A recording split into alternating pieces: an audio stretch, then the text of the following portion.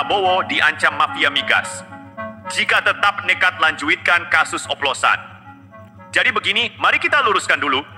Ada isu yang beredar bahwa mafia migas mengancam bakal menggulingkan Prabowo kalau dia berani menuntaskan kasus korupsi Pertamina. Intinya, kalau Prabowo berani mengusut dari akar sampai pucuk, dia bakal kehilangan kursi presiden. Gini ya, ini bukan ancaman kaleng-kaleng. Mafia migas itu bukan main-main. Mereka punya uang ribuan triliun. Iya, ribuan triliun.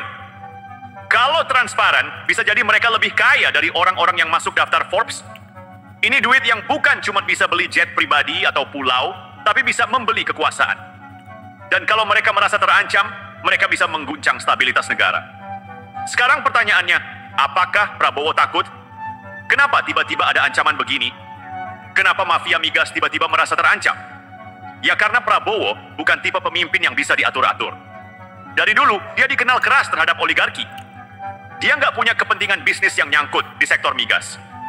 Dan lebih dari itu, dia punya niat serius untuk membersihkan Indonesia dari permainan kotor ini.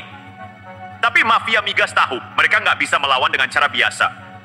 Mereka nggak bisa tiba-tiba muncul di TV bilang, kami menolak pemberantasan korupsi. Mereka nggak bisa terang-terangan melawan kebijakan Prabowo. Jadi apa yang mereka lakukan? Mereka pakai cara lama, ancaman dan manipulasi opini publik. Mereka sebar isu, mereka tekan kanan kiri, mereka ciptakan narasi kalau Prabowo bakal jatuh kalau berani ngusik mereka.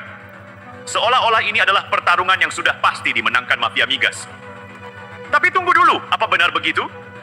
Jangan salah, Prabowo bukan politisi kemarin sore. Dia tahu cara menghadapi tekanan politik. Dia tahu bagaimana bermain di papan catur kekuasaan. Dan yang paling penting, dia punya rakyat di belakangnya. Mafia migas bisa saja punya uang tak terbatas. Bisa bayar orang, bisa beli opini, bisa main belakang. Tapi ada satu hal yang nggak bisa mereka beli. Kepercayaan rakyat. Kalau rakyat sadar bahwa Prabowo sedang berhadapan dengan mafia besar yang merampok kekayaan negara, maka dukungan akan semakin kuat. Ini bukan sekadar soal politik, ini soal keberpihakan. Berpihak kepada keadilan atau berpihak kepada pencuri.